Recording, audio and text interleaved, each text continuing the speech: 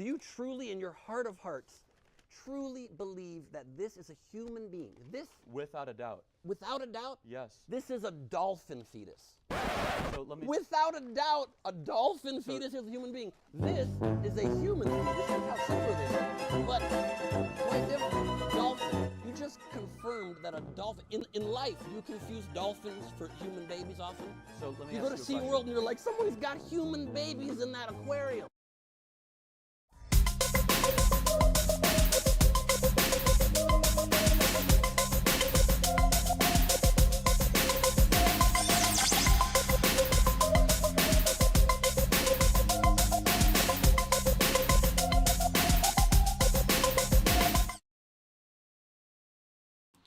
Good morning, my beauties and bees, and welcome to another episode of Live from the Hive. I'm your host, the bombastic Bumblebee, and it is Saturday morning, May 11th, and it's great to see everybody out there in the side chat this morning. Good to see all y'all, and welcome to the show. I know it's all y'all come here to hear about the bear, right? Hear about the bear, choosing the bear. And we'll get to the bear, don't you worry. We'll get there. It's part of the show today, for sure. We do have Cryptic Corner to get through before that, though. But it's also very topical and very on brand for what's something that happened this week. So, yeah, a couple of things to go over housekeeping-wise.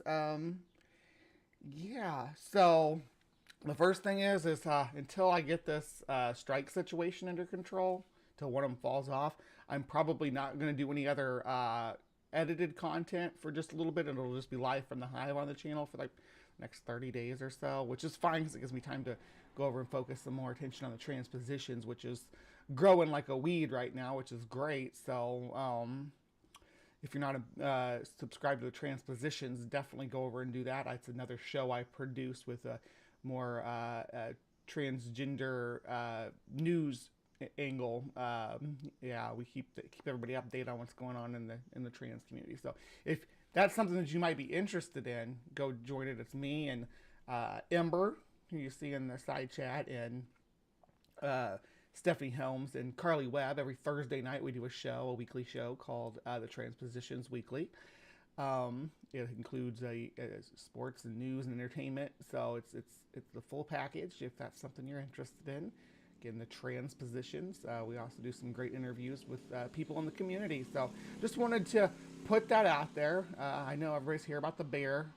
Everybody loves the bear. And that's a good thing about the bear is you got a lot of factors to come into play. But there's one factor that all these chuds seem to miss, and we'll get to it. So don't you worry. But yeah, as far as the community stuff goes, there was we've had a little bit of a dust kicked up from this Jim Bob guy lately, so I'm hoping that gets under control. It's got a lot of holes in it. But I just want to give some props out there to my girl Sue Mommy, who showed the world how to handle blatant bigotry when it's being done right in front of your face. So love you, girl. Keep it up. Keep on stepping up.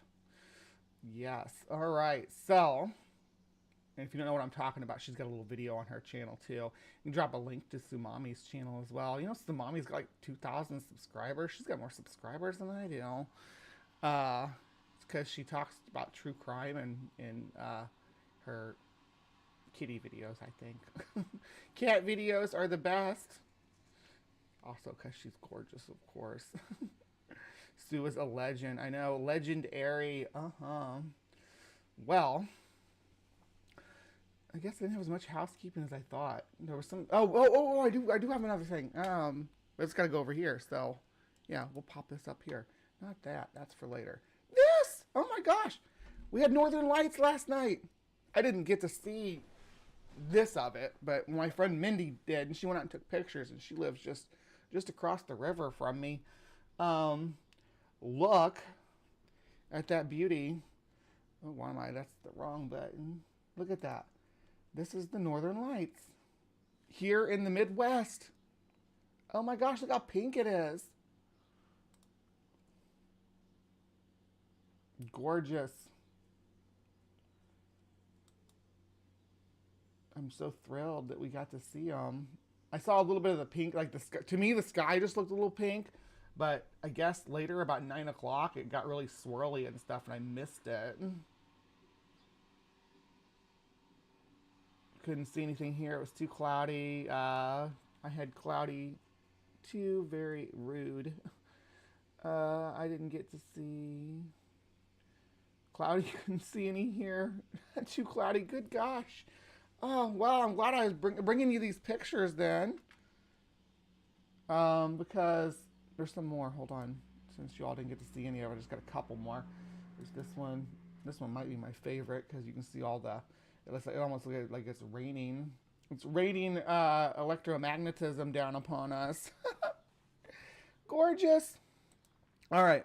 So that was the Northern Lights. Let's get right into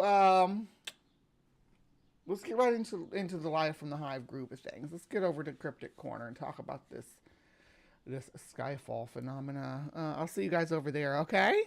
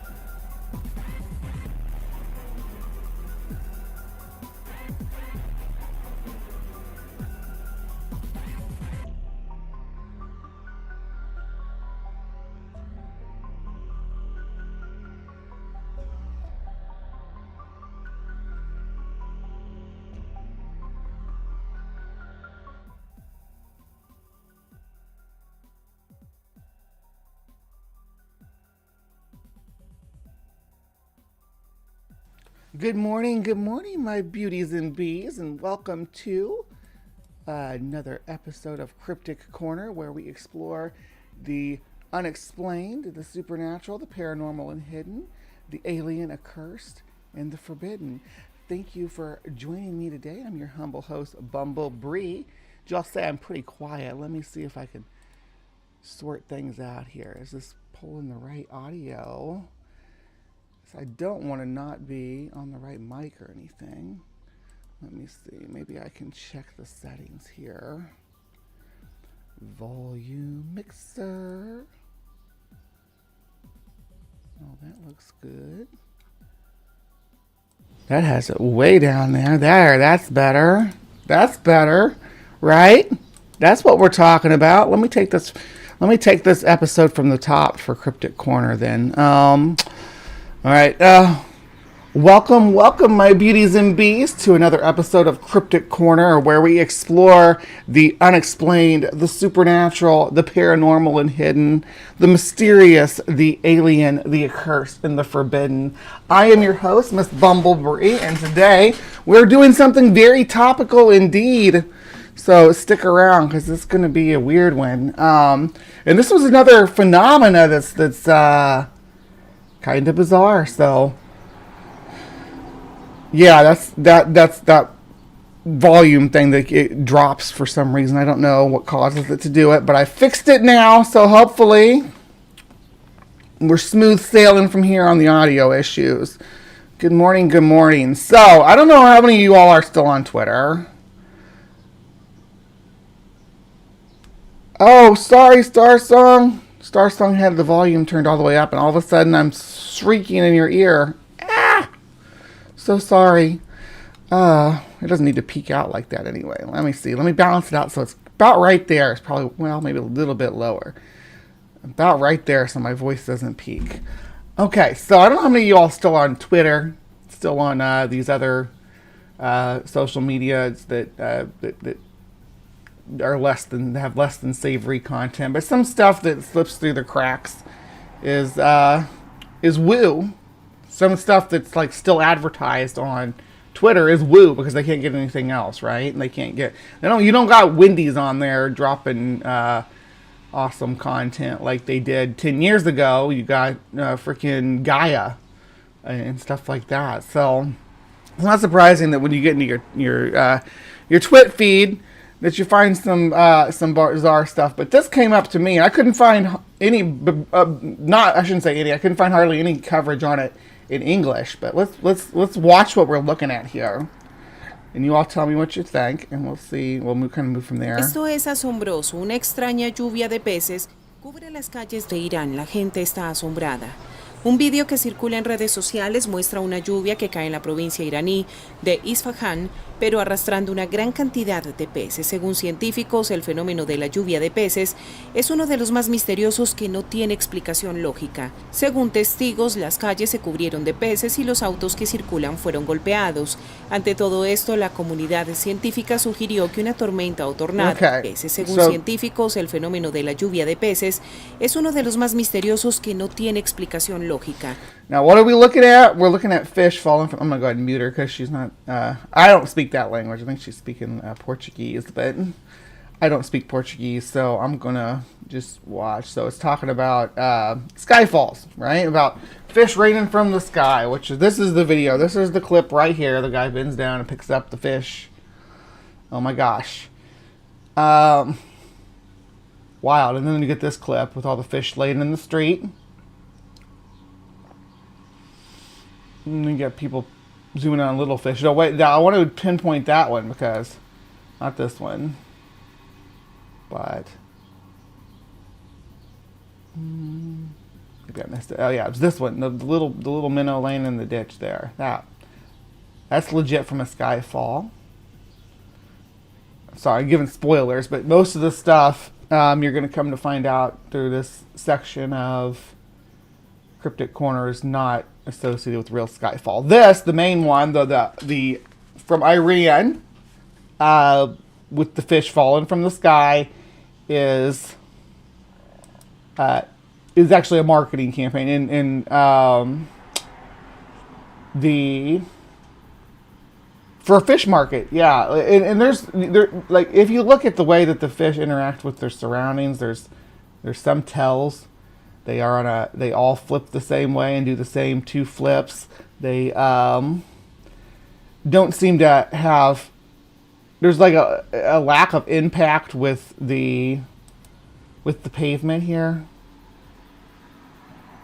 Now, some of this other footage is from different phenomena and different situations. We have, other than this CGI footage that's used here, they'll have stuff like this where we have fish crossing a flooded road, and then kind of cut to just show the fish that are flopping around. Now, again, in this video that's CGI here, that fish that guy picked up is the only real fish in this scene, right? The only real fish in this scene is the one that the guy bends down and picks up. If you watch, especially this fish right here, that one right there is the giveaway. The way that it interacts with its environment, you can tell it's very CGI. It's like Spider-Man from like 2001 had CGI like that, where it didn't really seem like they interacted with their environment.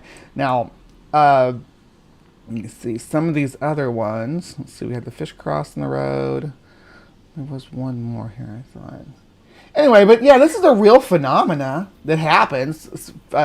Skyfalls do happen. It's a lot of times it's fish. Sometimes it's frogs or snakes. Sometimes it's seaweed that it rains down, or there's been skyfalls of spiders.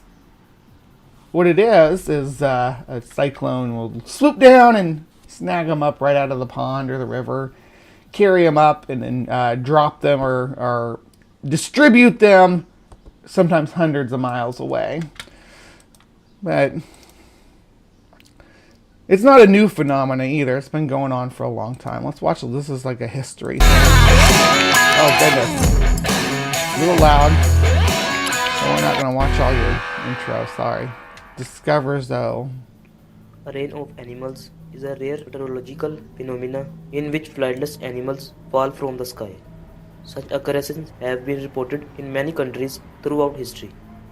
One hypothesis is that tornadic water sports sometimes pick up creatures such as fish or frogs and carry them far up to several miles.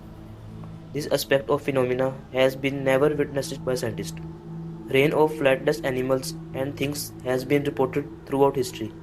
In 1st century, Roman naturalist Pliny the Elder documented Yeah, the drivers, literally like, why are these people putting fish all over the road and taking videos of it? What's going on? What did I miss? storms of frog and fish. In 1794, French soldiers saw toads fall from the sky during heavy rain at L'Allier, near the French city of Lille. Rural inhabitants in Honduras claim fish rain happens there very summer, a phenomenon they call Lluvia de Peces.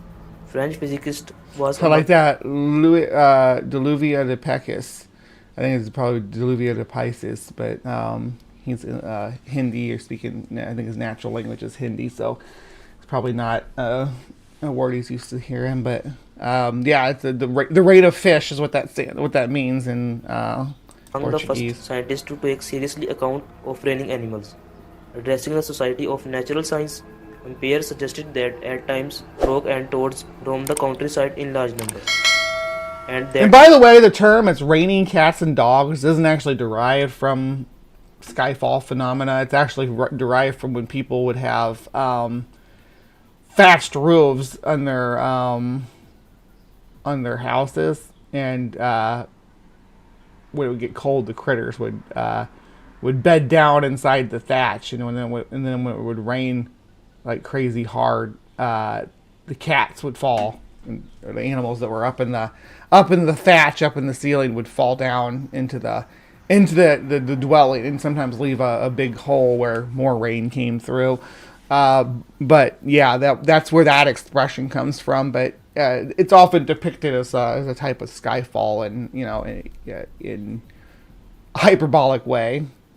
violent winds could pick them and carry them great distances. After a reported rain of fish in Singapore in 1861, French naturalists speculated that a migration of walking catfish had taken place, dragging themselves over land from one puddle to another. Now that's a lot of following the fish. Look at that. land That's from that one quote puddle from the Godzilla movie of Godzilla '98. That's a lot of fish. It is a lot of fish, though. Look at that. Those ones are big. In my experience, looking at skyfall images, the bigger the fish, the less likely it is to be authentic. I don't know about this incident though, because I couldn't find a copy of this picture, but I may revisit it if it comes back up. But usually when I see actual authentic skyfall fish, they're smaller than the palm of your hand, not big fish like trophy fish. dragging themselves over land from one puddle to another, following the rain. The likeliest explanation for many of supposed cases is that there is no falling happen at all, and animals are driven along by winds or deluge of some sort. This explanation also accounts for the prevalence of reports that only a single species or a type of animal is ever reported raining from sky. That is one of the unique phenomena about skyfall. A lot of times it'll be one species, right? It'll all be one species of fish or one species of frog, and the explanations for it are kind of flimsy. I agree there. To say, oh, but cyclones just scooped up this species. It's like, did it now? But that is evident in the falls, and a lot of these fish are schooling fish, which makes sense. More so when it's schooling fish than when it's like frogs or something like that. When it's frogs, I'd expect to see especially when it's a lot of frogs, a lot of adult frogs, I expect to see a little bit more diversity in the skyfall, right? Because those frogs had to come from ecology where there was food that they were living on, and frogs are highly competitive and will even eat each other. So, when there's a frog skyfall, I definitely would expect to see other creatures included in that. But when it's fish live in schools, so I'm more forgiving there. Current scientist hypothesis involves tornadic water sport, a tornado that forms over the water. Under this hypothesis, A tornado water sports transport animals to relatively high altitudes, carrying them over large distances. This hypothesis appears supported by the type of animals in these ranges, small and light, usually aquatic, and by the suggestion that the reign of animals is often preceded by a storm. The theory does not account for how all animals involved in each individual incident would be from only one species, and not a group of similarly sized animals from a single area. The theory Yeah, the only thing is that it has to hit just right. I mean, just right to pick up just this school of fish.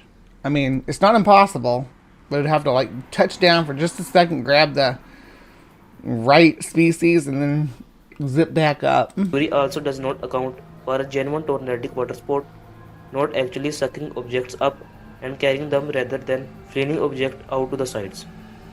In case of birds, storm may overcome a flock in flight, especially in times of migration. The image Yeah, when it comes to birds in Skyfall, I'm less impressed because, you know, a flock of birds, I don't know, they get hit by a sudden polar vortex or something that drops them. That's a possibility, right? But when it comes to fish and frogs, what are they doing up in the air, right? The birds are already up there. They have an explanation. They have a reason to be up there. The peculiar one is the fish, so in the aquatic animals. the right shows an example wherein the group of bats is overtaken by thunderstorm. In the image, the bats Those are not are in the red birds. zone, which corresponds to wind. Those are moving not away from radar birds. station Wait a and second. storm. The image to the right shows an example wherein the group of bats is overtaken by These are not birds. No, these are bats. You see the membrane? Birds don't have membrane. They have feathers. These are bats.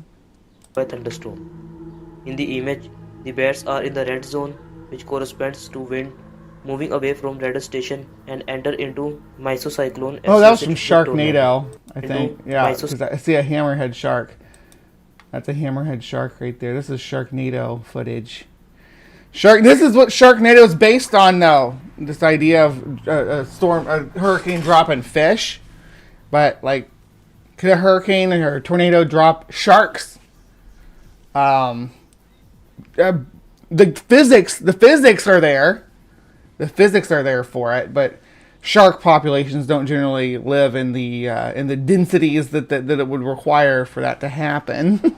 Moving away from radar station and enter into mesocyclone associated with tornado. These events may occur easily with birds, which can get killed in flight or stunned and then fall. Sometimes this happens in large groups. For instance, the blackbirds falling from sky in Beebe, Arkansas, United States. Yeah, On not impressed by birds falling from the sky. Birds falling from the sky sounds par for course. December 31, 2010. It is common for birds to become disoriented and collide with objects such as trees or buildings, killing them or stunning them into falling to their death. The number of blackbirds killed in Beebe is not spectacular considering the size of their congregations, which can be in millions. The event in Beebe captured the imagination and led to more reports in the media of birds falling from sky across the globe, such as in Sweden and Italy. Many scientists claim such mass deaths are common occurrence but usually go unnoticed. In contrast, it is harder to find a plausible explanation for the range of terrestrial animals. Hope you like video. If you like, then hit the like button and don't forget to subscribe channel by clicking bell icon and never miss another update. See you in next video. Take care. Yeah, I just closed the one I wanted. The next tab I wanted to watch. Hold on. Oh, where'd it go? I was too busy last night. There's like 1,000 miles of Leagues of Pigs. Y'all like Leagues of Pigs, though. Leagues and Leagues of Pigs. Oh, okay. So, more fish falling from the sky. Here we go.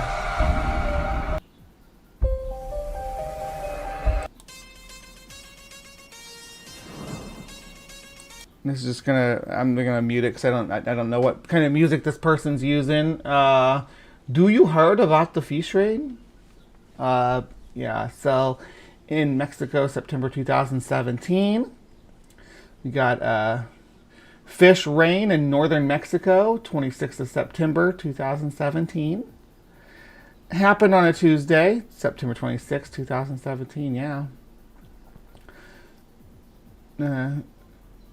This is due to tornadoes.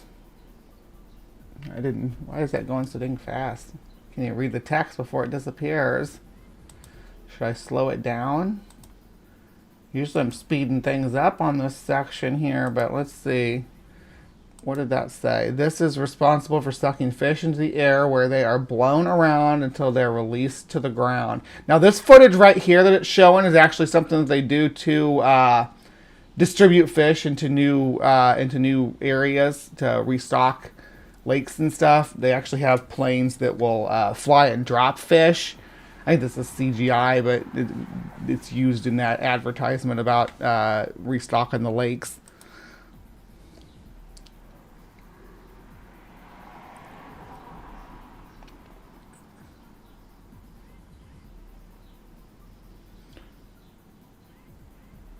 Is there something talking, or is it just making noise? Yeah.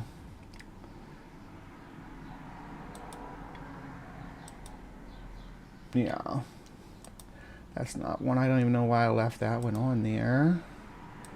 That one was not impressive. Show me something good. Show me some good fish fall, people. Come on. Here we go. Raining fish for a few minutes in Texarkana. It was raining fish for a few minutes in Texarkana this afternoon. Now that's what I'm talking about. 4:30 p.m. according to an employee who works for the Ormax dealership on Summerhill Road. He says he and his coworker Brad heard loud noises and looked outside, only to see fish falling from the sky.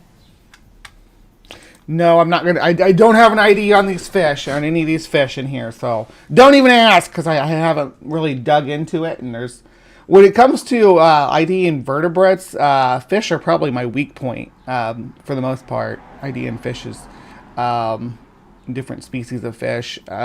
Obviously, I know the pond fish and the local like freshwater fish, crappie and trout and bass and catfish and channel cat and all those different species that I can identify. But when it comes to the smaller species that aren't like that you don't catch line and reel, like different minnow species and things like that, I'm at a total loss, and I'm in awe of people who are able to do that, who are able to look at like one little silver fish and then compare it to another little silverfish and say, oh, this is this species and that's that species. And I'm sure that people will probably get like, ooh, if I do that with like a beetle or something, like, because black beetles are hard to identify. But yeah, but any other vertebrae, I'm pretty good at IDing. So like frogs and lizards and stuff, I can usually pin it down to like at least a family. But with fish, no, I'm not so good. There was a loud crack of thunder, and we opened up the bay door, and I looked outside, and it was raining real hard, and a fish hit the ground. And I said, "It's raining fish." And Brad was like, "No, it's not." I was like, "No, it really is." And fish were dropping here and everywhere. Look at that guy's expressive face. He's great. I like this guy. Raining fish is believed to be the result of a rare weather event. Let's watch it begin. Watch it begin. I was like, "No, it really is." And there. Fish were dropping here and everywhere. Raining fish is believed to be the result of a rare weather event.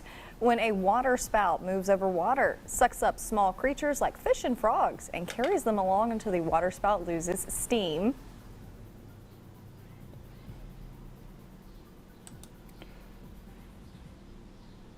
Oh yeah, this is the one this is people tied at end times. Anytime this happens, someone will tie this up with some end time prophecy. This lady just dropped this video too. Hello everyone, I'm Taz Dope, and welcome to the Taz Experience.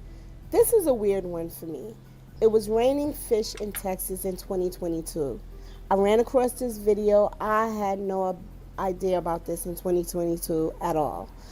But do this kind of all tie into what's going on in Texas right now with all these storms and tornadoes and hell? I think, well, I mean, God hates Texas, right? You know how the song goes?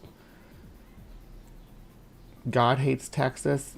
God made Texas, I know, but if you look at the way that Texas is run, you'd think that God hated it, with all the terrible situations that they keep putting their citizens through due to their poor governance, like when the power grid goes down, when the temperature drops below freezing for more than 48 hours, the whole power grid goes down, and then old people die, or in the air conditioning in the winter or in the summer, also can kill the power grid. So yeah, Texas just kind of gets the short end of the stick. They also have a Gulf Coast, which gets hammered with tornadoes. They got a dry western portion, which gets hit with wildfires.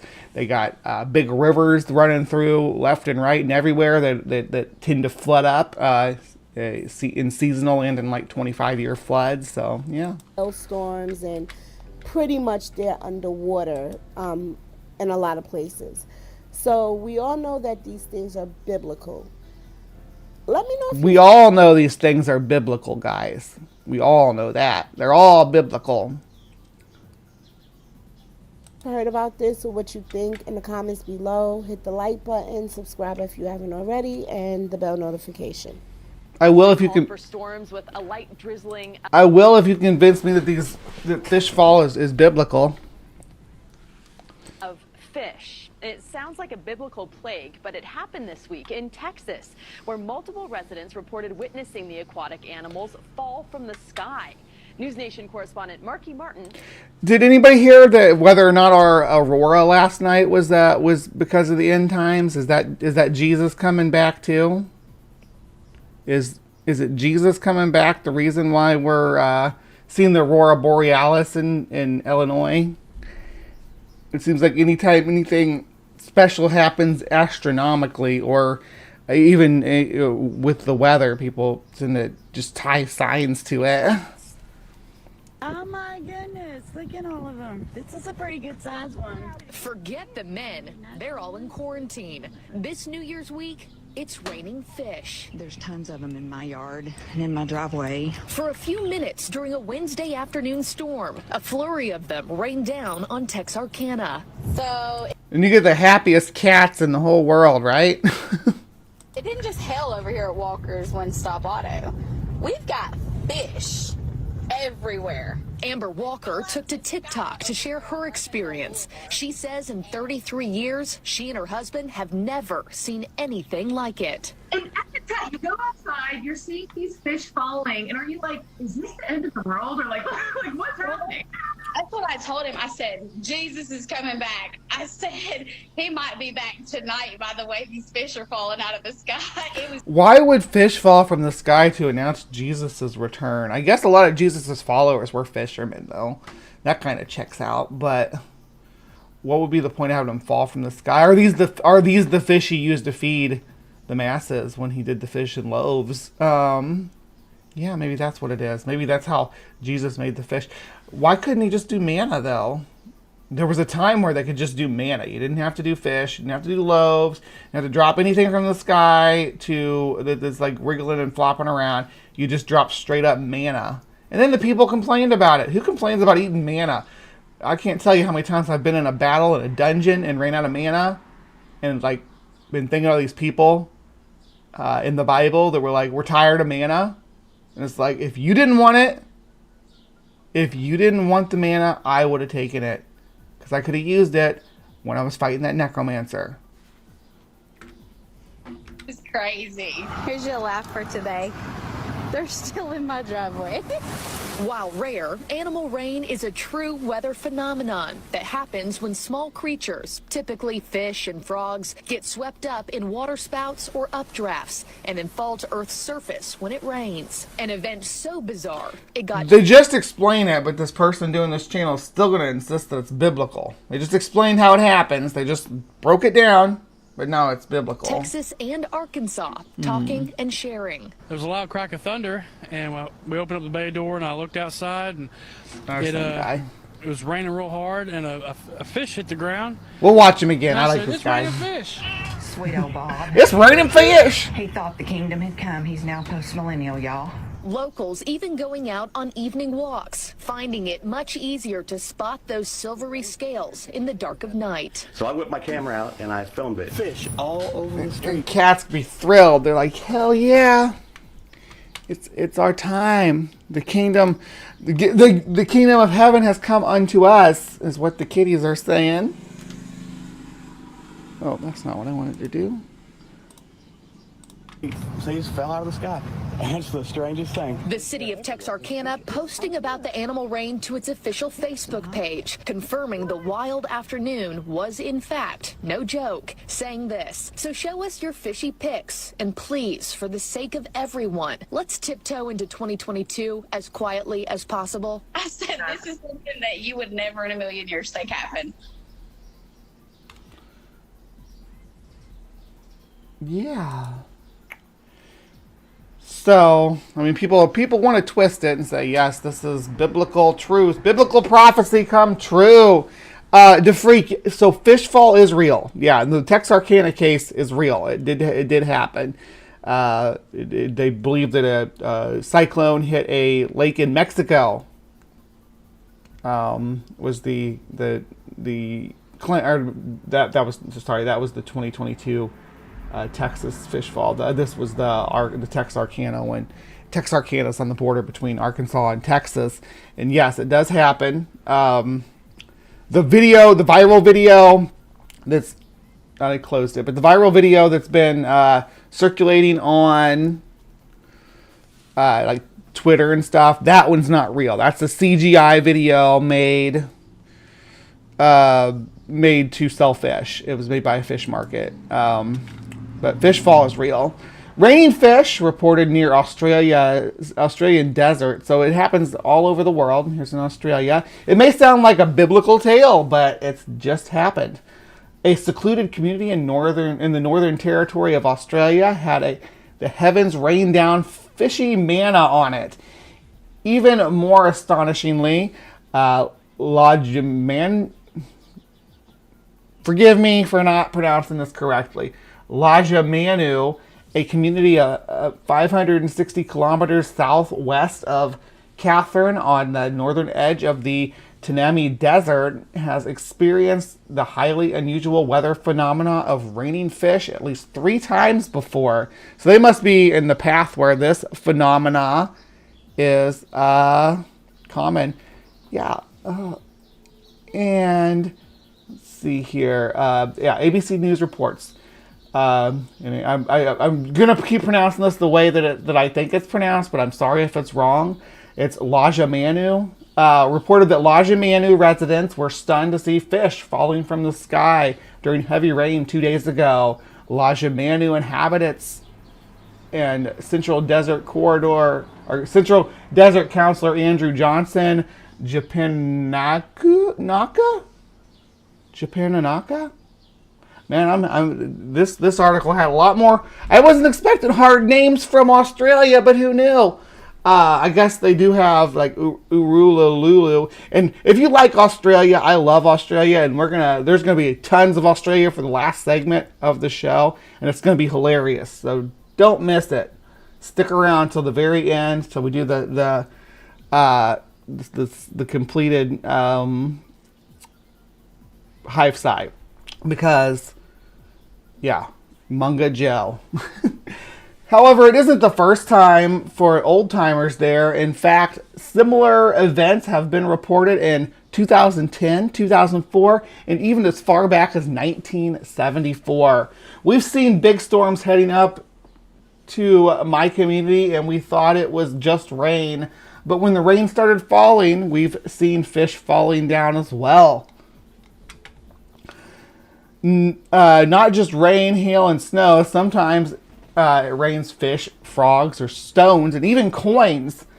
Other places around the world have reported such strange weather events. In 2017, for instance, it rained in the coastal city of Tampico in Mexico, according to this article from Ancient Origins. And that's the one I was talking about, where they did actually figure out where the fish came from, because they did like genetic testing on them. It's kind of a cool thing. I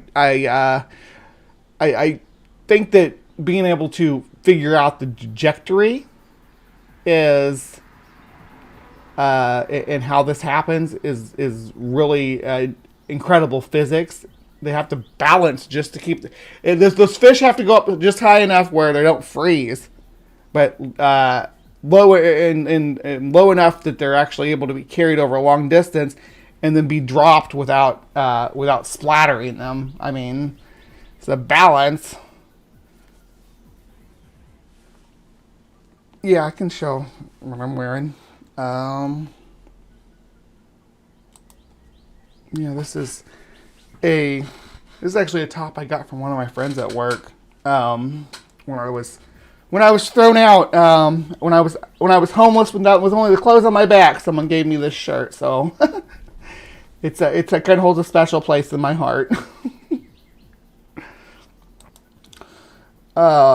Historical records historical record of such bizarre events go back to the 1st century AD, when the Roman historian and author Pliny the Elder documented storms of fish and frogs in Rome. In the 3rd century AD, Greek rhetorician and grammarian Athenaeus reported that heavy rains of frogs and more of these fun names. These are Greek names now, which I have a little bit easier time with, but because phylogeny. But Paeonia and Dardania, yeah, cause. So it's like this is a grammar lesson for us today. Caused so great a nuisance that the residents were forced to flee their homes. Several such incidents were reported in the 19th century. A storm in Italy in 1840 that rained down seeds of Judas trees indigenous to Central Africa. Sugar crystals falling from the sky in Lake County, California in 1857. Hazelnuts raining down over Dublin in Ireland in 1867. Mussel rain in Paderborn, Germany in 1892, and a jelly shower in Bath in England in 1894. I think we talked about that because that was a star. We did a star jelly episode years ago. Not years ago. Has it been a couple of years now? It's been at least a year since we did the star jelly, but I digress. We covered some star jelly, which is another skyfall phenomena, but not quite as interesting as fish and frogs. Since it's just, maybe it's more interesting because it falls and then evaporates, which is pretty interesting. Most incredibly, residents of the Russian village of Mershera experienced a rainfall in the 16th century of 16th century coins in 1940. What did the tornado hit, like somebody's museum or something? 16th century coins raining down in the 1940s. Could you believe that? Archaeologists explained that the soil erosion had possibly exposed a buried treasure that was sucked up and subsequently dropped by a strong wind. So this is saying that we've actually had buried treasure rain down. Buried treasure rain down on the citizens of Meshera in Russia with medieval coins. Or I guess 16th century wouldn't be medieval. That'd be what, like late. This is going to be an oxymoron, but late, early modern period. It goes like a three-way oxymoron, but hold on, I got a cough.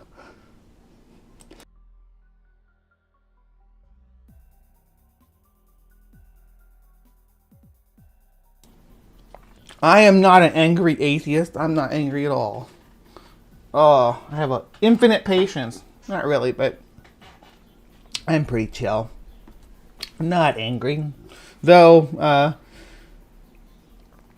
seeing some of the stuff that's been going on instead lately has been making me angry from time to time. In fact, whenever any such strange phenomena occurs, strong winds that sweep up things and deposit them far away have generally been held responsible. But this cannot explain showers of stones and even small rocks that have been known to occur throughout history, while scientific explanations such as volcanoes and meteorites have sometimes been put forward for such occurrences. More often, they are attributed to supernatural forces like poltergeist, evil beings, and divine retribution, according to a 2015 article from Ancient Origins. And they're just plugging their other content here, but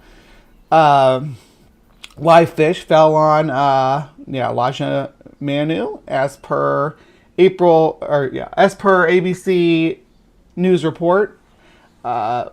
Japan, this guy's name is going to kill me. Look at this. It's a cool name. One of the coolest names I've seen on here today. But Japan and Naga, I guess is how you'd say it. I don't know.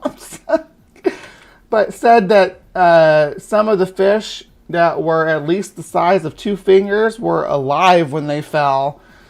Some are still hanging around in the community in a puddle of water. Children are picking them up and keeping them in bottles or jars, he added. I would probably collect one too. While this is not the first time he had experienced a fish shower, I swear, I'm so sorry, sir.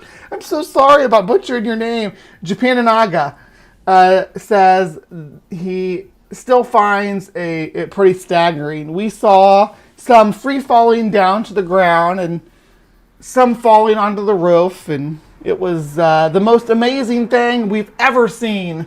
I think it's a blessing from the Lord. It happened 40 years ago, too. Penny McDonald now lives in Alice Springs, which I actually know where that is in Australia. It's kind of in the middle.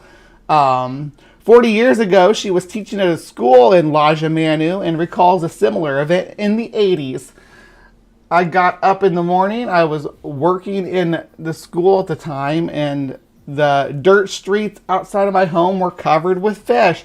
They were small fish, and there were a lot of them around. It was just amazing. Because it happened a long time ago, she checked her memory of the event with friends who corroborated that this really did occur. So what does it mean? According to the Museum of Art and Gallery of the Northwest Territory Curator of Fishes, Michael Hammer, most of the time people arrive after the rain and see the fish scattered everywhere. And in that instance, they've mostly just burst through with the flood that happens locally from a little water hole or something.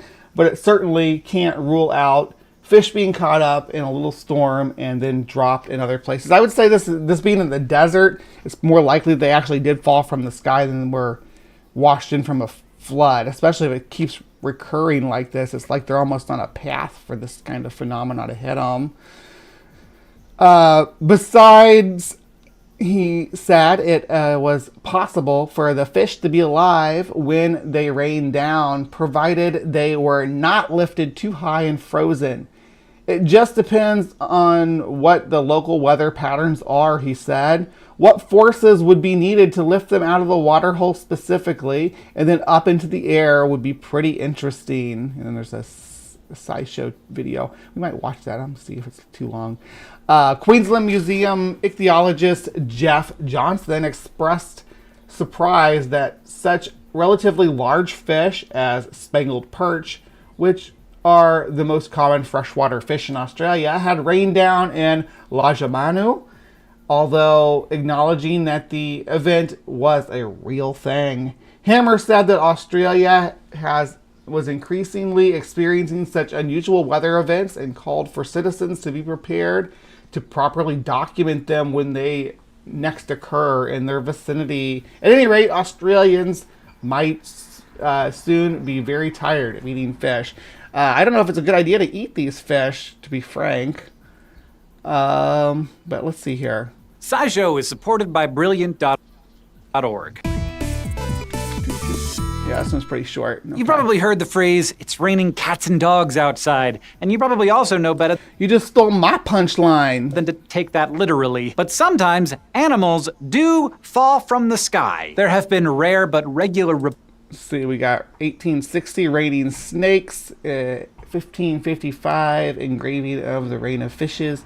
And I'm going to stop this quite frequently here, so just bear with me because SciShow's a pretty big channel, and I don't want to get us copyright strike for not adding in appropriate commentary. Reports of this phenomenon going all the way back to ancient Rome. Sure, some of the historical accounts are probably exaggerated, but there are enough well-documented cases in this century that we know that animal rain is definitely a thing. And meteorologists think they know why. Well, mostly. If you read Pliny the Elder's stories of frogs and fish falling from the heavens, you might be understandably skeptical. But in 2005, thousands of frogs rained down on a small town in Serbia. Well, it's Pliny and not Herodotus, so that's gives a little more credibility. We all know Herodotus was the one who liked to exaggerate his story, and that went ahead and made things up.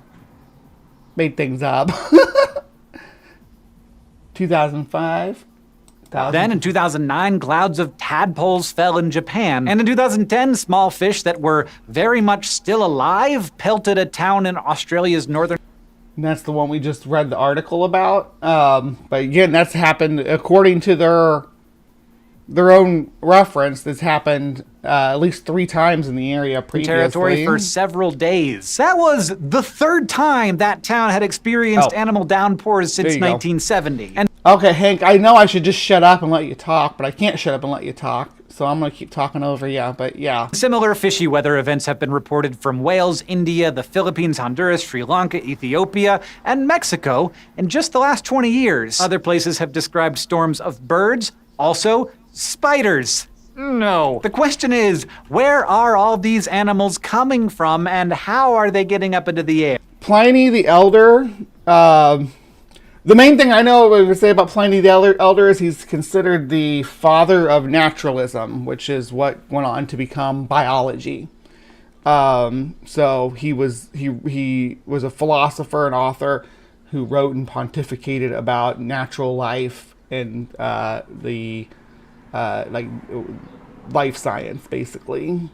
He was the OG that started documenting things about life science, and keeping records of things like this was one of the things that fell on his plate. He did fall for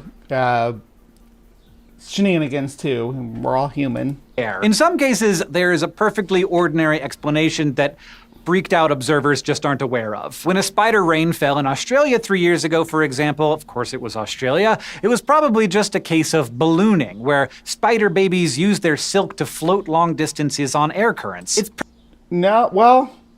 Okay. So ballooning on air currents do have an effect on that, on how they balloon, but their ballooning is mainly based on the Earth's electromagnetic current.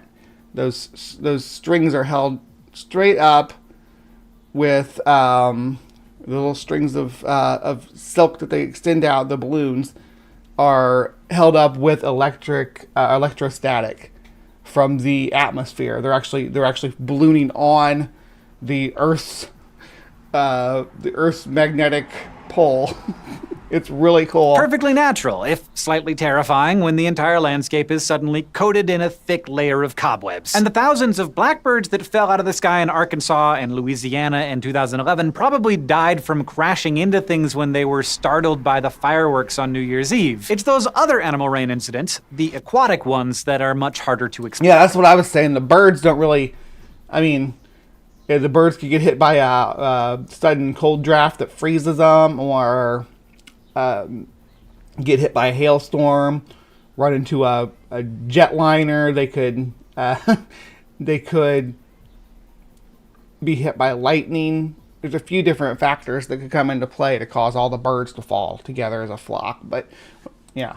In the past, people thought maybe migrating birds were dropping their prey en masse. No one had any idea why they might do this, mind you, but why else would frogs fall from the sky? There's no such thing as a frog with wings. These days, most scientists and meteorologists think that these animals come from waterspouts, tornadoes over open water, like oceans or large lakes. They're most common in tropical oceans, but they've been seen all over the world, and they can form over water even. So I do notice a trend that this seems to hit a lot of areas that have seasonal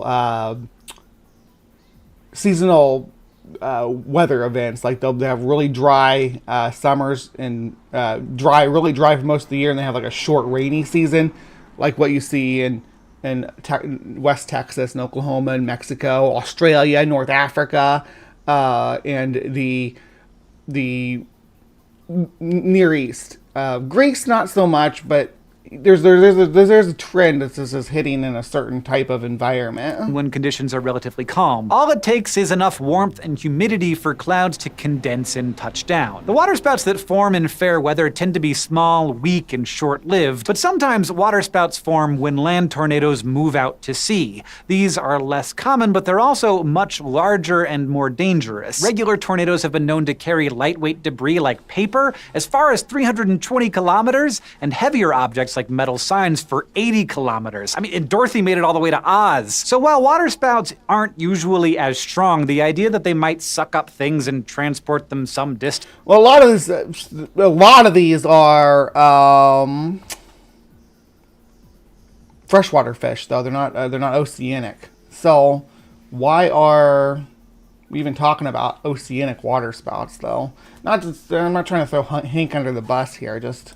And then drop them in a new location does make sense. And if they do, those things could include small fish or frogs. Several of the living hail events in recent years coincided with storms and strong winds, which also fits the waterspouts theory. The fact that the animals are aquatic also makes sense. And occasional reports of animal rain in places far from water could be explained by land-based tornadoes or other strong updrafts instead. The thing is, no one has actually ever seen this happen. It isn't exactly easy. How would you witness it happening, though? Wouldn't it happen inside of a cyclone underwater? So when you see a water spout, you see what's on top. There's activity happening under the water too, at least down a few meters down under the water. There's going to be activity happening that we don't really have any kind of research on at all, at least as far as I can tell, to see how that would happen or what the mechanics of that might be. Easy to observe a violent storm over water, so it could just be that meteorologists who study waterspouts aren't on high alert for airborne fish. Or since these amphibious rain events are just so rare, maybe they haven't been in the right place at the right time. So even though the waterspouts idea fits really well, we haven't been able to confirm it. Maybe if we did, we could also explain another mysterious detail, why they usually involve just one animal or even one. That's the big mystery for me too. It's like, okay, when it's fish, again, especially when it's schooling fish, I can say, okay, it picked up a school of this species of fish. But when it's just a species of frog, that's really peculiar to me because frogs are predatory, and they do tend to cannibalize, and if they're in too big of an area, or if their population is too high in an area, I mean to say, and they would need to have food as well to be able to thrive in such an area. So you'd expect whatever they were eating, which would also be an animal, because again, frogs are predators. You'd expect to see some fish and frogs mixed together, or other aquatic invertebrates and things like that. Species. It's frogs or fish, not a random mix of nearby aquatic life. Some scientists think that that's because objects of similar size and weight fall out together as storm forces die down. Others find that answer less than satisfying, since lakes and oceans contain lots of different animals that are fairly similarly sized. Another possibility is that the spouts only pick up things when they're densely clustered. But until we actually see animals getting pulled out of the water, I think it actually would have to hit. Actually have to hit the school, hit it, pull it up, and that would be it. It's going to be a really small window probability. Water by spouts, no one can really say what limits the storm's catch. So if fish or frogs start falling from the sky and plopping onto the sidewalk, don't panic. It's probably not a sign of the end times. It's just a really weird weather phenomenon with a perfectly reasonable scientific explanation, probably. But even if it's not raining frogs, the science of weather is fascinating, which is why I wanted to test my understanding of atmospheric pressures. There we go. Okay, they're gonna advertise brilliant, but we're gonna go ahead and wrap up Cryptic Corner here. So, what do you all think? Skyfalls, again, they're very real. It's something that does happen. It's rare, and again, it can be sort of in a niche area, like that area in Australia where it happened again and again because of the nature of the weather patterns over that area, I'm sure. But the most recent video, and that's the thing about this most recent video, why make a fake fish fall video when you can find real fish fall information? I guess because there's no videos of it. Is that the problem? It'd be great to catch it on video when it actually happens, but a lot of times people come in after the fact, like he was just saying, and in that case it was a little bit different phenomena. Anyway, you let me know in the comments down below what you think, and really appreciate you for joining me for Cryptic Corner. Please remember to be kind, take care, and we'll see you next time. All right, don't go anywhere because we got more show to come. And the next section is actually what we've all been waiting for, right? Choosing the bear. So I'm going to go to an intermission, and then we will pick right up with the bear. So don't go anywhere. I'll be right back.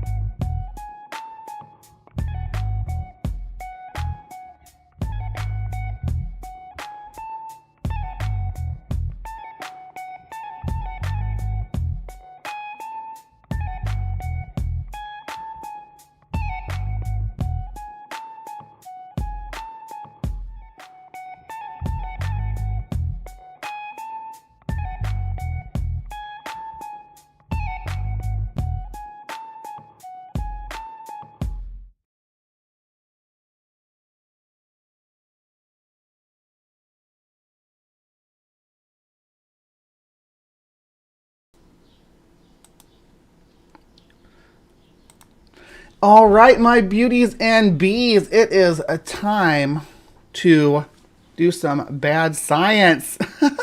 Good morning. Good morning, everybody. Good evening if you're watching this in the evening, of course. We are freaking dealing with the man or bear decision and trying to explain, trying to articulate the situation with the man and the bear and why it's more complex than maybe what the people who are making videos and making content about it want you to know.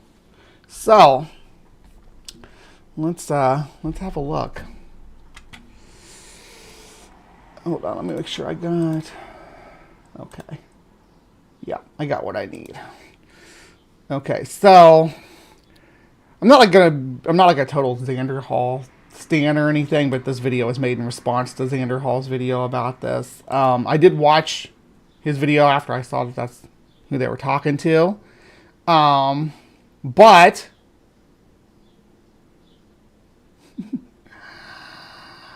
yeah. Let's see what they have to say.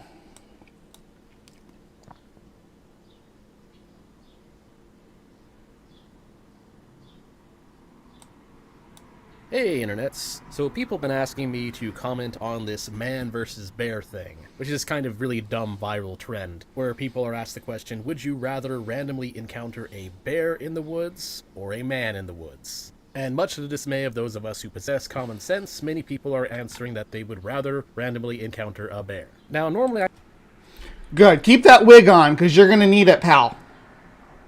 Because this whole video is a clown show. And we'll talk about why as we go along. I don't comment on this kind of viral Twitter and TikTok mind rot very often, because there's a ton of social commentators out there who already say most of what needs to be said about this, and I prefer to focus a bit more on philosophy as well as things that people have not already said. But in this case, I'll do it, because as it turns out, there are a few things that a lot of people are missing. Mainly how this whole ordeal is a perfect example of how the empiricist epistemology is just... Okay, the scenario is not about statistics. So you put your charts and graphs away. That's not what's being discussed. It's about women not feeling safe around men. It's not about the statistics of a bear hurting you to the statistics of a man hurting you or anything like that. Although we can talk about those statistics if you'd like to. But the cornerstone that Meme Master Zero here is missing is that it's not even. It doesn't matter that if women are behaving irrationally in this decision, it's because of experiences from themselves and other women in their lives have made them feel that way. So it doesn't, because you think it's irrational because of statistics, does not mean it's irrational because of, or sorry, it doesn't mean it's it doesn't hold any value or any water.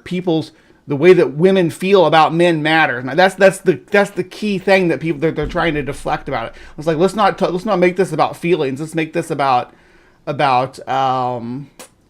rationality and numbers. And that's where they're missing the point. The fact that you don't want to make it about feelings, that you think that there's some kind of crime for there being an emotional element to this discussion, shows where you stand and shows why you get no bitches.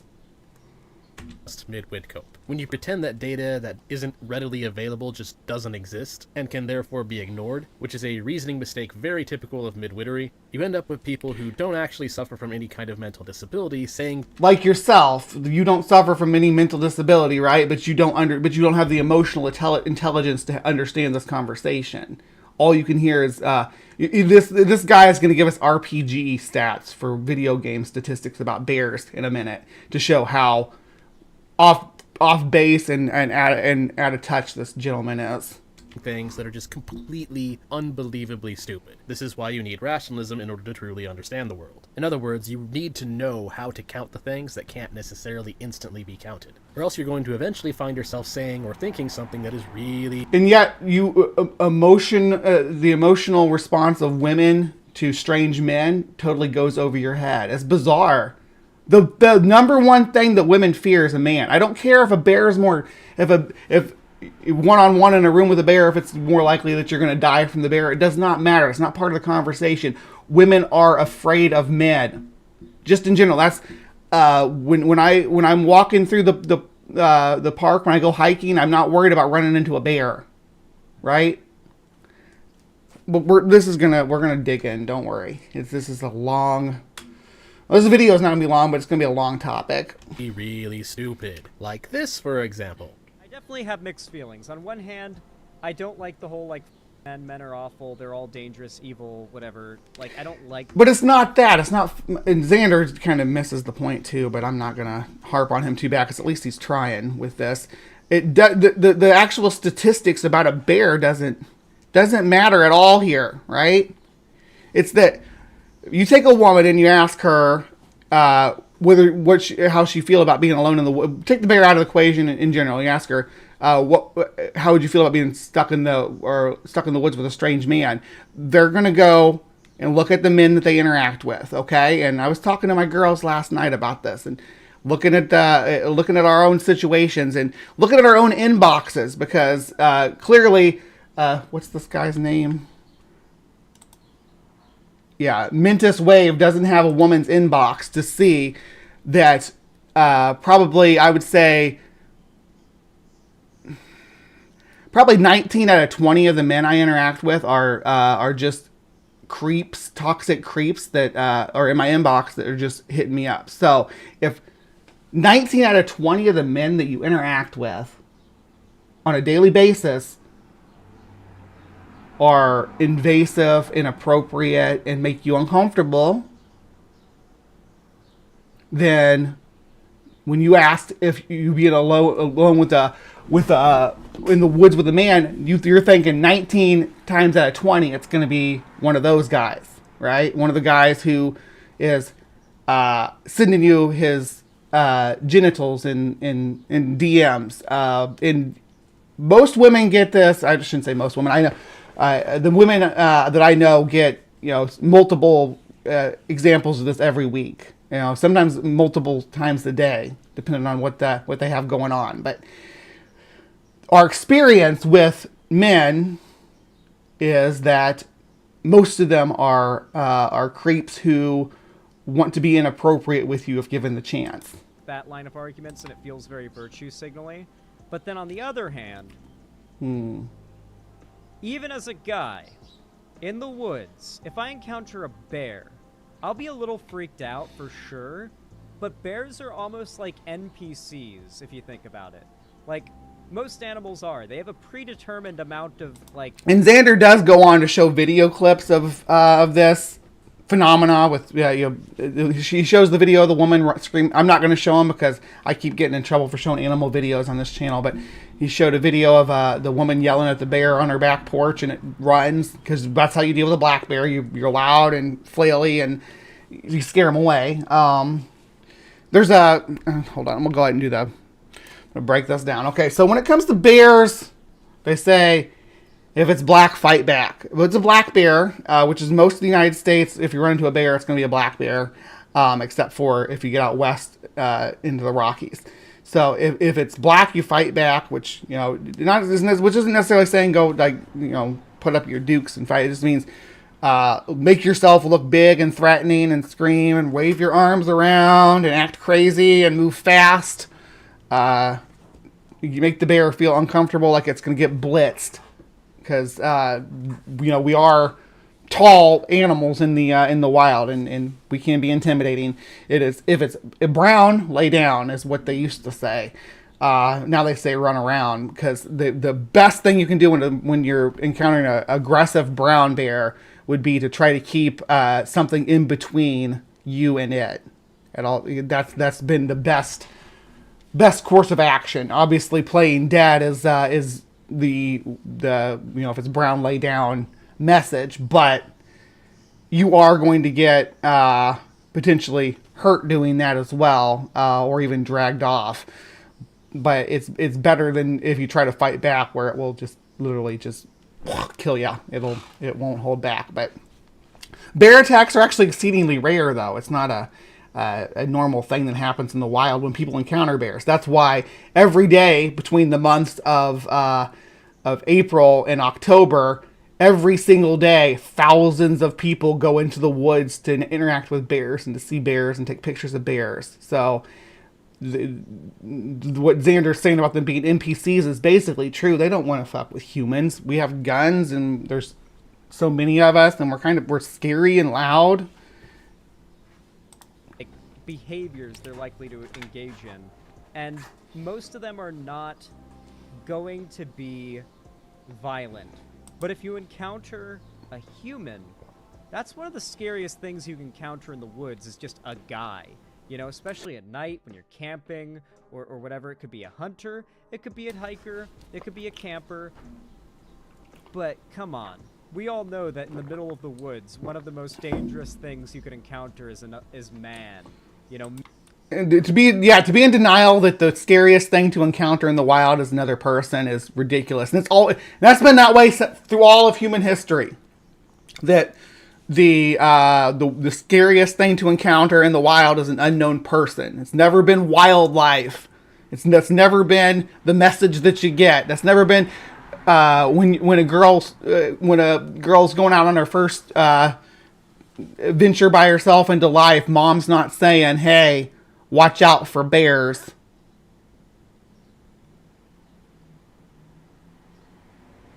Not all moms aren't saying that. They're not.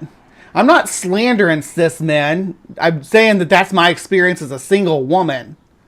And when I talk to my girls, that's their experience too. I'm not slandering cis men. I'm saying that this is what the cis men are telling me about themselves. It's personal experiences. And I don't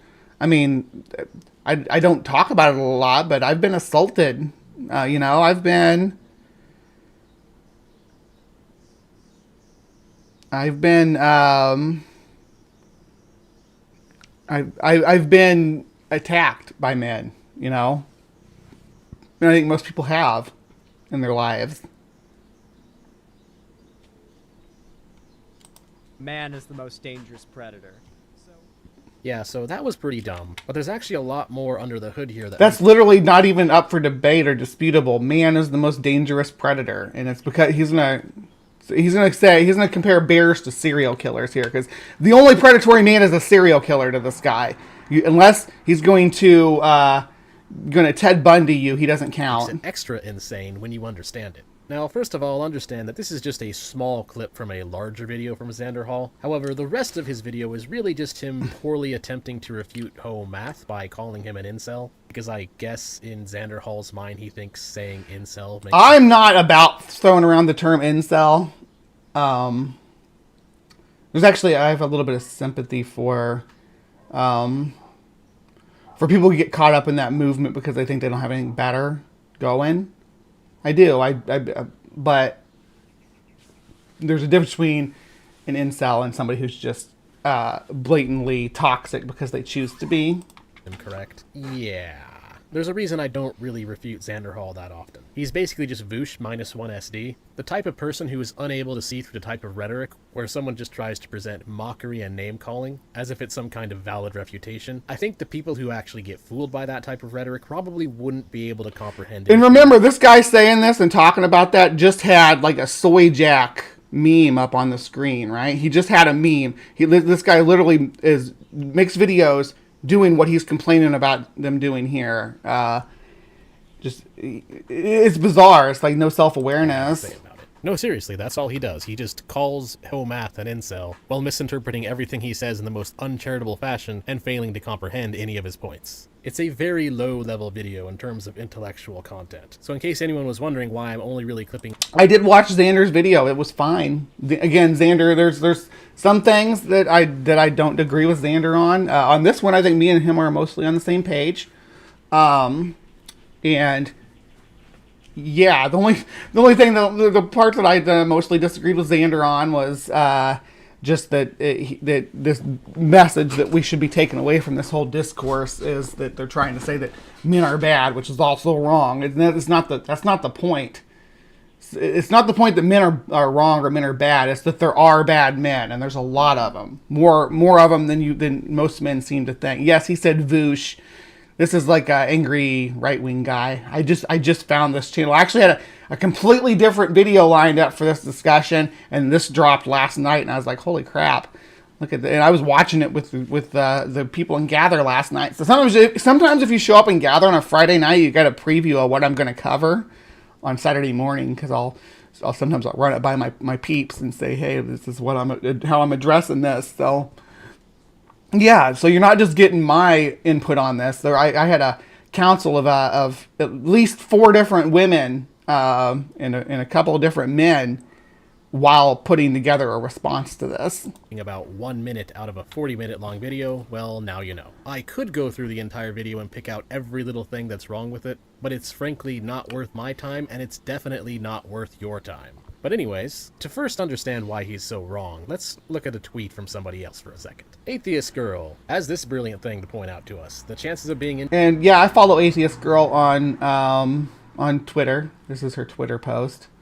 Yeah, about choosing bear. Injured by a bear are approximately 1 in 2.1 million, according to the National Park Service. You are more likely to be killed by a bee than a bear, and then she cites that every 68 seconds a woman is assaulted. And this is just the basic problem with the empiricist epistemology. When you reject rationalism, or in other words, you reject logic and reason as a way of trying to figure things out, rather than getting closer to the truth of the world, the empiricist eternal midwit... See, again, he just does a soy jack thing, calls people midwits. And then he's like, all he does is call people incels, and he does this. It's kind of funny, like some self-awareness, my dude. Just ends up looking for whatever data confirms their feelings, and they right, because feelings do matter in this discussion, because this discussion is about how women feel, you dolt. It's not about whether it's safer, whether it's empirically safer for a woman to encounter a bear in the woods or a man in the woods. That doesn't even matter to the conversation. It's about whether the women feel safer when they encounter a bear or a man in the woods. And it's not just women. Most men are uncomfortable encountering a strange man in the woods too. Fail to consider whether or not the data that they're looking at really confirms what they're saying, and so they end up citing data that is totally irrelevant. This doesn't mean that empirical data is bad. How is that data irrelevant? That women are assaulted daily, and that's why women are uncomfortable with men. Even if the average bear is gonna, I don't think this is true, but even if the average bear is more likely to attack you than the average man, it doesn't factor into this conversation.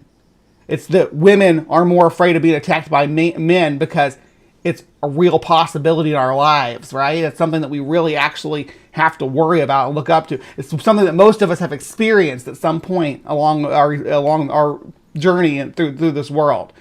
So for you to dismiss our experience because you crunched some RPG gaming stats about bears and decided that they're less dangerous. That doesn't matter in this situation. It doesn't matter in this conversation. And the fact that you think it does tells me that you missed the entire point, which to be fair, most men do. It's great. I use it all the time. It's just that you need to accept the use of reason first, otherwise you end up with these really dumb takes like this. Now, how is that take dumb? Nothing she said was false. It was all true information. It was all true information. Everything she said was factual. And it is related. This man is dumber than your average bear. Yeah, that's probably true. He seems like it. He doesn't seem like he understands how this assessment is being made by women, right? He's angry and he thinks that they think the stats are that they're more likely to be killed by a man than a bear in the woods, and that's just not true because of blah blah blah. That's not what's being said here, and you missed it. You missed it. Other commentators have pointed out the obvious problem here with the math is that all of these statements have nothing to do with the question being asked. We are asking, who would you rather randomly encounter? Which means that you have to assume that the encounter rate is 100%. If you're playing some classic... Right. Then you have to push your glasses up. You have to assume the encounter rate is 100%. Here's where he gives his RPG stats. It's really weird. RPG game or something, and the encounter rate is 100%. Who would you rather randomly encounter? Which means that you have to assume that the encounter rate is 100%. If you're playing some classic RPG game or something, and the encounter rate for undead skeletons is 10,000 times higher than the encounter rate for undead dragon, well, statistically, most gamers will probably die to the skeletons more often. But of course, that doesn't matter, because this hypothetical question is asking which one would you rather encounter given a 100% encounter rate on your next encounter. And no, it's not. It's asking you what when you encounter when you're in the woods, when you encounter like go through the scenario, when you encounter one in the woods, the other, how do you feel? And most women are automatically scared when they run into a bear or run into a man, automatically scared and try to avoid them. When they run into a bear, there's mixed feelings. You know, most people, again, thousands of people go into the woods every day to take pictures of bears. Like most people who encounter a bear in the woods are not scared. They're excited and happy because it's what they've been looking for, right? Because overall, in general, bears are not particularly dangerous.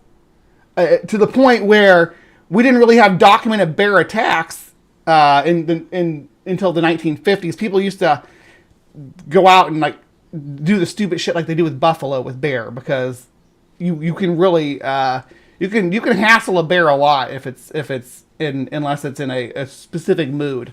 Unfortunately, and this guy makes some claims about bear ethology too, and we're going to look at that because this is a science channel, and there's actually research on human-bear interaction that this guy doesn't think exists. Of course, when it comes to the man versus bear question, are just completely ignoring this part of the question. So the only question that really... No, you're misinterpreting that part of the question to think it's actually a statistical question about saying, ma'am, what do you think, if you encountered a man or a bear in the woods, statistically, which encounter do you think you're more likely to survive? That was not the question.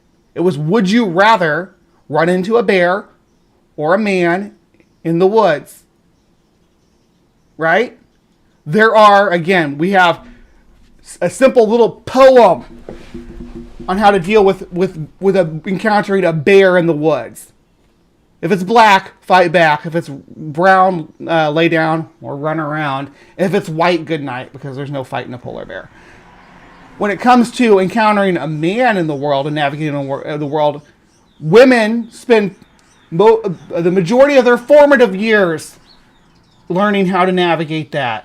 Mothers pass down the wisdom of navigating a world full of dangerous men to their daughters and teach them over a lifetime what they've learned to help them survive in a world of men.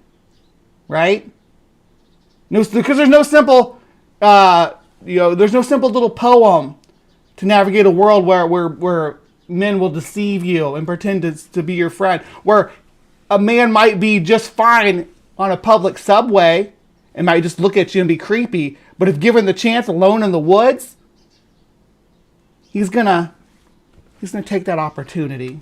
And there's plenty of videos of women walking around with men following them, hassling them, pulling their genitals out when they're alone in the woods because they think they can get away with it. What really matters here is how likely is a bear going to screw you up, assuming you are in the situation that you are face to face with a bear. And is that chance higher than coming face to face with a man in the woods? That's it. That's all that matters here. Again, that's why this is kind of another midwit meme issue. You don't actually need to understand anything about to say in this video. All you really need to do is just trust your instincts, and most people get the answer correct. Right, because it feels right to you as a man. It must be true. That's your problem, is that you're trusting your instinct.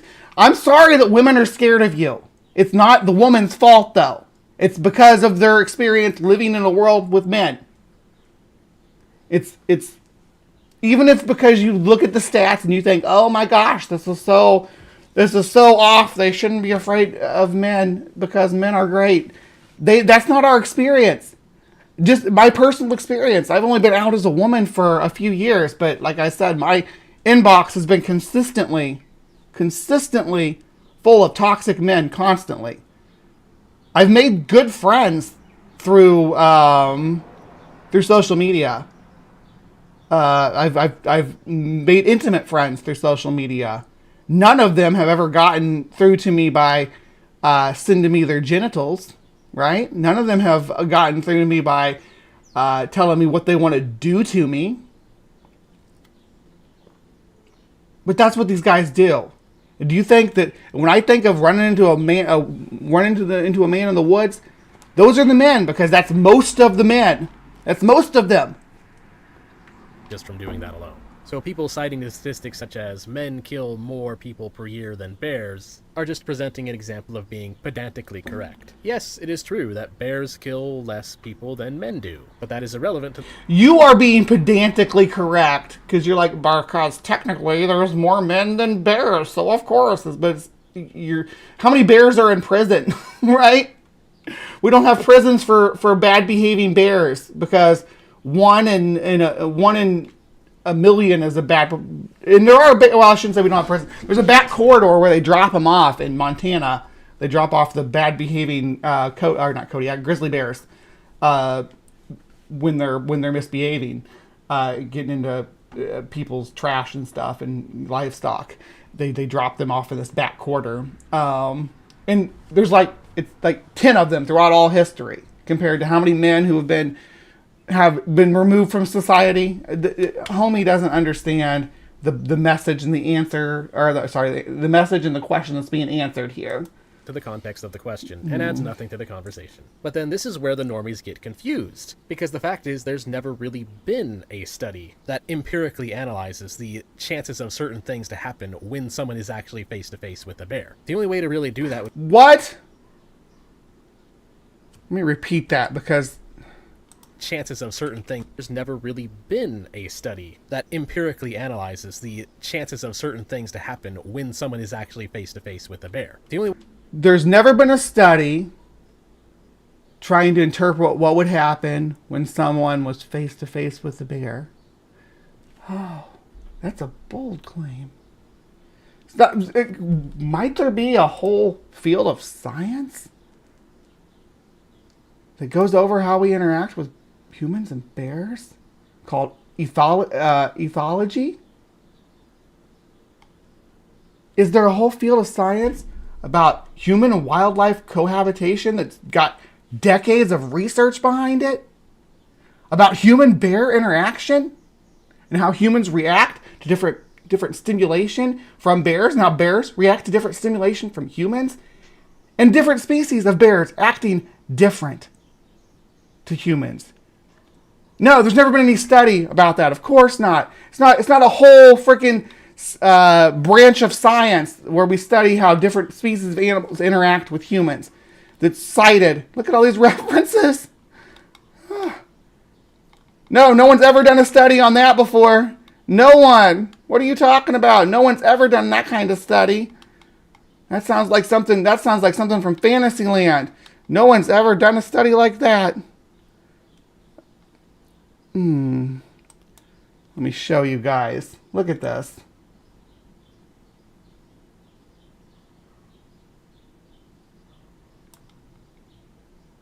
Look, references. This is about bear, an ethnographic study of the knowledge and agency of human and bear cohabitation. Citations, references. Yeah, and I thought I was showing you guys this a second ago, but yeah, we're gonna go now. Look down through here. These are all studies that are in the reference section for this topic specifically. This is not a topic that people have not studied. Like, for real. This is there's so much citations about human-bear interaction and research done on the topic that it's like it's a whole thing. The way to really do that would be for some kind of mad scientist to go out and kidnap random women, I guess, and then go out into bear country, search for bears in the woods, and then once he finds one, he throws a woman out in front of the bear and then records the result. Repeat 1,000 times or so. Yeah. So it doesn't really take a genius. No, that's not how you would do that kind of study. We have thousands of people that go into the woods and interact with bears every day. Again, from April to October, people are in the woods following the bears around, taking their pictures. Brown bears and black bears. Attacks are rare. Attacks are exceedingly rare. That's why when they happen, they're such a big deal and they make the news, and you hear about it on the news that very night, because bear attacks are rare. Because the bear has to be in a certain type of way before it's going to want to tangle with a human. Is to figure out why this kind of study has never been done, which means you have to rely on more qualitative factors in order to have a... Why this kind of study has never been done again? Just so you know, all this research has been done into human-bear interaction. All of it done. No, we can't do it. You cannot do a double-blind study where you drop a woman into the middle of nowhere with a bear alone. But women have, throughout time, found themselves alone in the woods with a bear, and most of the time they come out okay. But women alone with men... a decent guess of what's likely going to happen in the random bear encounter. And so what people are doing is they're taking advantage of the fact that this kind of insane study has never been done to basically just say whatever comes out of their pie hole, and then pretend that because they can't immediately be empirically proven wrong, that it's potentially perfectly valid to say that it's a good idea to choose randomly encountering the bear over the man. The issue with doing this is that in order to... It is, empirically it is, yeah. Yeah, people literally seek out going into the woods with bear. People are afraid to run into a man in the strange man in the woods, and the result of running into the strange. So, and you're talking, the only negative result you seem to think matters in this situation is whether or not you die, not whether or not you're chased down the trail by a guy with his penis out, saying, "Hey, I just want to talk to you," while you're trying to, while you're trying to do your thing. A bear, you might, most often you're just going to stand back and watch it do its thing, and then it's going to go back into the woods and you'll never see it again. You got some great pictures.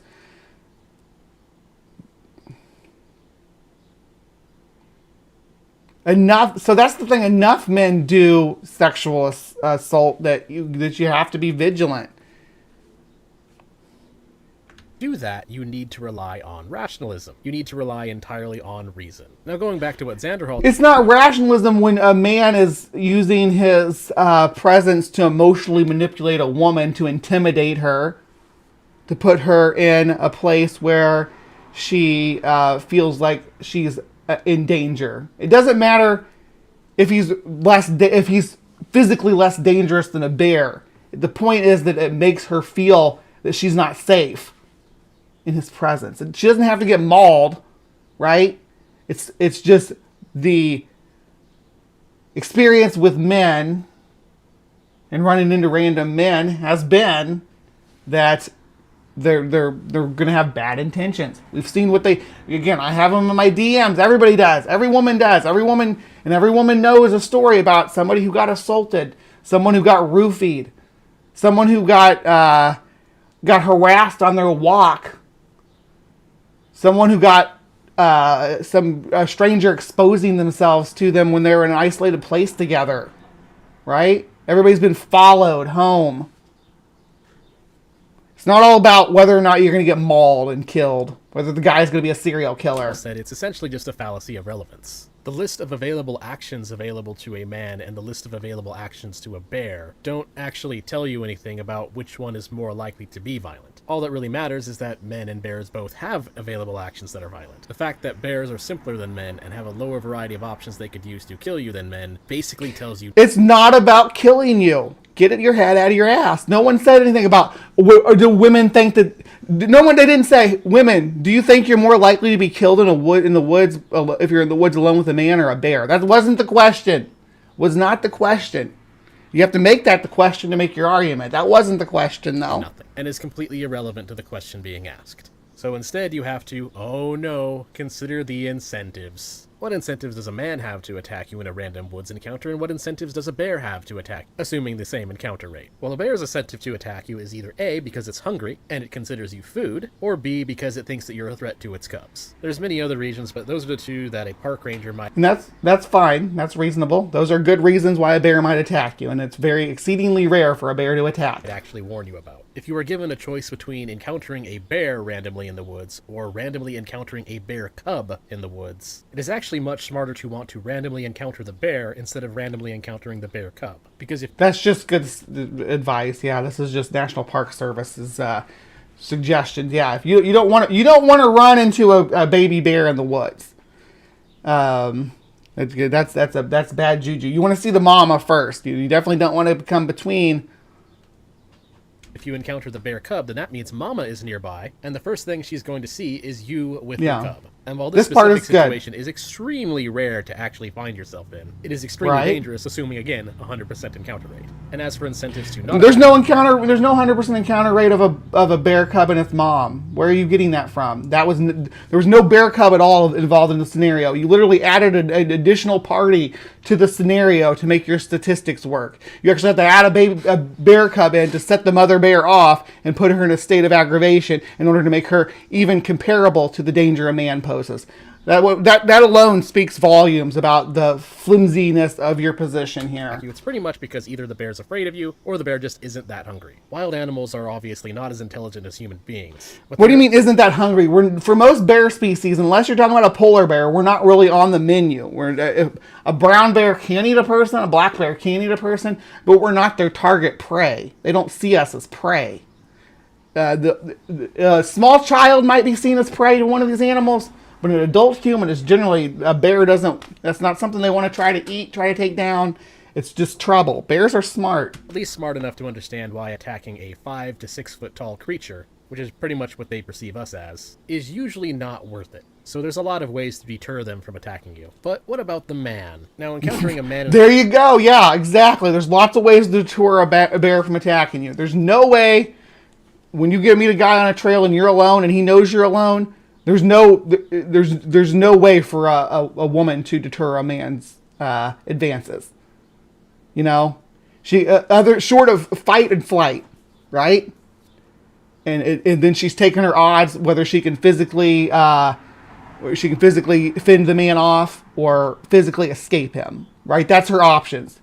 With a bear, most of the time it's not going to want anything to do with you, regardless. And that's why Xander said bears are mostly NPCs, because for the most part, and you acknowledge yourself, unless it's got its bear cub with it, it's probably not going to act aggressively. So you even acknowledge that, in most circumstances, bears are going to be chill, whereas this man, alone in the woods with you, may not decide to be chill. But all you're concerned about is, did you die? Did you die? Yeah, he didn't do anything to you besides follow you the whole time you were on your hike. He didn't do anything besides stalk you the whole time you were trying to enjoy your nature walk. How is that worse? The woods, a random guy is going to have a few different incentives that you would consider violent ones. The first of these is that he's a psychotic murderer, which is very, very rare. Less than 1% of all murders, according to FBI statistics. Right. He has to, again, this is what I'm talking about. He has to make the guy, the only way the guy can be comparable to a bear is if he's a psychotic murderer. But he also made the statement that, it has to be a bear mom with a cub, too. So let's keep it pretty. I don't mind the friction in the side chat about this topic. This is a hot topic, and it is contentious. I'm actually going to do a poll on it but we're not going to fight about it, but you all can discuss it, okay? I mean, let's not do name calling and stuff, and yeah. Other than that, just keep it chill. There's the poll. Statistics. And the FBI estimates that there are about 25 to 50 active serial killers at any given time. And we are again assuming a 100% encounter rate with a random man, not some kind of Hollywood horror movie. So the more realistic incentives would be that he's a thief and he wants to steal your stuff, or he could... No, it's just the most common incentive is that he's a creep who wants to be creepy on you, which is again a huge more men than not are going to be creepy and inappropriate with you if they're alone with you and think they can get away with it. Could be a sexual predator. And the chances of either of these being true are also quite low. And there's on average about 400,000 victims of rape or sexual assault each year in the United States. Now, just... Wait. Hold on. Is he downplaying the number of people that are... So... On average, there are 433,648 victims of rape and sexual assault each year in the United States. these are the ones that people go to that people report as a crime that has been committed against them. Most rapes go unreported, and this doesn't include other types of sexual assault, sexual harassment, aggravation, stalking, all of these things that a man can do to you, when he catches you alone in the woods. It's usually stalking and harassment is the main thing. About 400,000 victims of rape or sexual assault each year in the United States. Now, just general property crimes, on the other hand, are a bit higher at 6.5 million. However, in both of these cases, you have to consider that there's about 150 million men in the United States. Listen to Homeboy downplay rape. Well, there's 430,000 rapes a year, but there's 150 million people. Yeah, I don't know what the numbers he just gave were, but let me see. Here in the United States. Now, just general property crimes, on the other hand, are a bit higher at 6.5 million. However, in both of these cases, you have to consider that there's about 150 million men in the United States. 150 million men in the United States. Okay, is what is his claim, and then that there are 430,000 rapes that are reported to police. I don't know if these stats are working in your favor, my dude. These are just the stats of the men that got reported and got caught and got convicted, compared to, because they can only put those in the statistics if there's been a conviction, because that's the only way that they can actually be accurately cataloged, as to say this person or this was a convicted rape case with a convicted rapist. If you're talking about how many rapists there are in the country, in your beginning of your video where you were talking about using irrelevant numbers to skew the data. Yeah, because it's not about how many serial killers there are active. That's irrelevant data. It's not about how many men out of 150 million commit rape. It's not about that. You're missing the point. You're missing the point, my dude. States. And we are again talking about a random encounter. Both of these show that the actual percentage of random encounters with a stranger in the woods that is a man, the chances of him actually having any kind of violent intent towards you is significantly low. Let's see, it has to be violent too. Imagine this this guy is not including, again, the harassment, the following you around, stalking, insisting on giving you your number, blowing up when you don't give him your number, blowing up when you refuse to interact with them, trying to isolate you. There's so many things that men can do that's creepy, that they don't have to just jump on you and be violent. If they can use their presence to intimidate you, without ever even touching you, if they want to. We are definitely looking at less than 1% chance here. Most likely because the incentives to not do something violent to you